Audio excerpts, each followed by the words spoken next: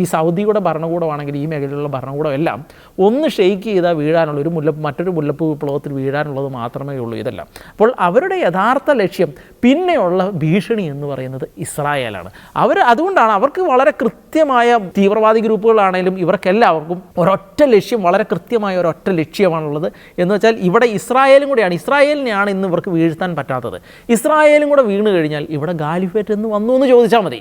അടുത്ത ഗാലിഫേറ്റ് ഉണ്ടാക്കുക എന്നുള്ളതെന്ന് പറയുന്നത് ഏറ്റവും എളുപ്പമായ കാരണം ഈ മേഖലയിലുള്ള മറ്റ് രാജ്യങ്ങളെല്ലാം, ഗാലിഫേറ്റിൻ്റെ ഭാഗമായിരുന്ന മറ്റ് രാജ്യങ്ങളെല്ലാം ഇന്ന് പവറില്ലാതെ അമേരിക്കയെ മാത്രം ആശ്രയിച്ച് കഴിയുകയാണ്. അമേരിക്ക ഇവിടുന്ന് എന്ന് ഇറങ്ങിപ്പോകുന്നോ, ഇസ്രായേൽ എന്ന് ഇവിടുന്ന് ഇല്ലാതാകുന്നവോ അതോടുകൂടി അവരുടെ ഗാലിഫേറ്റായി.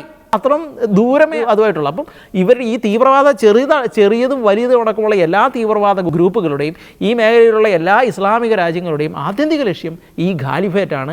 ഈ സിറിയയുടെ അസ്ഥിരതയും ഇറാഖിൻ്റെ അസ്ഥിരതയും അതെല്ലാം അതിലേക്കാണ് എത്തിച്ചുകൊണ്ടിരിക്കുന്നത് എന്നുള്ളൊരു വസ്തുത കൂടി ഇവിടെ നിലനിൽക്കുന്നുണ്ട്. അപ്പോൾ ഇസ്രായേൽ എന്ന രാജ്യം അവിടെ നിലനിൽക്കുക എന്നുള്ളതും ലോകത്തിൻ്റെ ഒരു നന്മയുടെ ഭാഗമാണ്. ഇസ്രായേൽ അവിടെ നിലനിൽക്കുക എന്നുള്ളത്.